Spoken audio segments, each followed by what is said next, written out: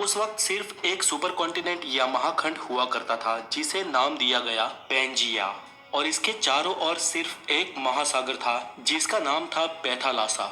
और आज के सारे खंड इसी महाखंड पेंजिया में से विखंडित होके बने हैं। ये थियरी देने वाले वैज्ञानिक अल्फ्रेड वेगनर थे, और उनका ये भी मानना था कि उसी वक्त उस महाखंड पे रेंगने वाले जीवों का विकास हुआ।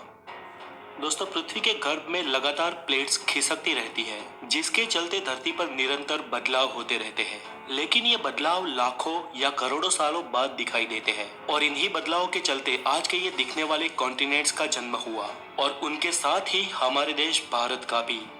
अल्फ्रेड की थियरी के अनुसार प्लेट के सरकने से सबसे पहले पेंजिया सुपर कॉन्टिनेंट के दो भाग हुए, जिसके उत्तरी हिस्से को लारेंसिया और दक्षिणी हिस्से को गोंडवाना लैंड कहा जाता है।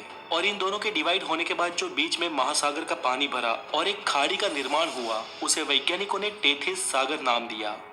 पेंजिया में से अलग हुए उत्तरी महाद्वीप लारेंसिया में से आज के एशिया, यूरोप और उत्तर अमेरिका जैसे कॉन्टिनेंट्स बने, जबकि गोंडवाना लैंड में से दक्षिण अमेरिका, अफ्रीका, ऑस्ट्रेलिया और एंटार्क्टिका जैसे कॉन्टिनेंट्स बने। हमारा देश भारत भले ही आज भौगोलिक रूप से एशिया का भाग हो, लेकिन भारत का भूमि भाग उस वक्त वास्तव में गोंडवाना लैंड महाद्वीप का हिस्सा था, और आज का अफ्रीका और भारत एक ही प्लेट पे टिके थे। धीरे धीरे अंदरूनी प्लेट्स के सरकने से ये प्लेट्स भी अलग होती गई, और भारत की जियोग्राफिकल प्लेट अफ्रीका से अलग होकर धीरे धीरे एशिया की ओर बढ़ने लगी। वो आज के लद्दाख हिस्से की ओर लगातार बढ़ती रही, और एक समय इस प्लेट का एशिया के लद्दाख वाले हिस्से पे टकराव हुआ। दोस्तों, भूगर्भ में जब दो प्लेट्स का टकराव होता है तो भारी प्लेट नीचे की ओर सरक जाती है और हल्की प्लेट ऊपर उठ जाती है। उस वक्त भी ऐसा ही हुआ, और आज के हिमालय का निर्माण हुआ। ऐसा कोई कम समय में नहीं हुआ, ऐसा होने में करोड़ों साल लग गए, और आज की इस भौगोलिक भूमि का निर्माण हुआ। दोस्तों, आज भारत सिर्फ एक ही टेक्टोनिक प्लेट पे टिका है, और लगातार ये भारत की भारी प्लेट हिमालय की ओर दब रही है, और हिमालय दिन ब दिन ऊपर उठ रहा है। इसके साथ ही हिमालय के सारे पर्वतों की और माउंट एवरेस्ट की हाइट भी साल दर साल बढ़ रही है।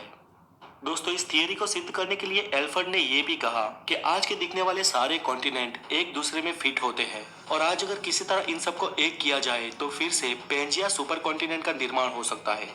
चलिए, ये तो एक संयोग भी हो सकता है, लेकिन अल्फ्रेड ने अलग अलग विस्तार में जाके उस महाखंडों की जीव सृष्टि का और प्राचीन खड़कों के अवशेषों का अवलोकन किया, तो ये मालूम हुआ कि विविध अवशेष अलग अलग खंड में एक समान ही थे। इसके साथ ही अल्फ्रेड ने अपनी इस थियरी को सिद्ध करने के लिए कई सारे उदाहरण दिए। फ्रेंड्स, इस प्लेट्स के टकराव से भूकंप और ज्वालामुखी का खतरा रहता है। वैसे भारत में तो कोई खास सक्रिय ज्वालामुखी नहीं है, लेकिन हमारी इस एक प्लेट के सरकने से कभी कभी भूकंप के झटके महसूस होते हैं।